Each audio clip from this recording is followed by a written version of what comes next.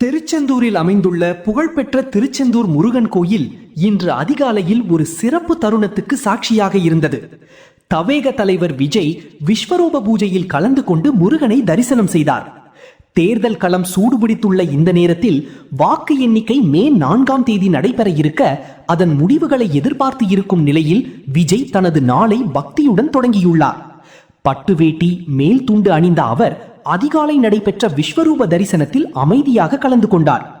அதிகாலையில் கடவுளை காணும் முதல் தரிசனமே விஸ்வரூப தரிசனம் என்று அழைக்கப்படுகிறது. இது திருமஞ்சனத்திற்கு முன் அலங்காரத்திலேயே கடவுளை தரிசிக்கும் ஒரு அரிய தருணம்.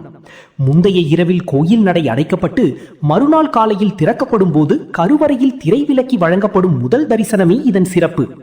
இந்த நேரத்தில் கடவுள் தன்னை காண வருகிற பக்தர்களை கவனிக்கிறார் என்பதும் ஒரு நம்பிக்கை. அவரது அருள் பார்வை நேரடியாக பக்தர்களின் மீது விழும் தருணமே இதுவே.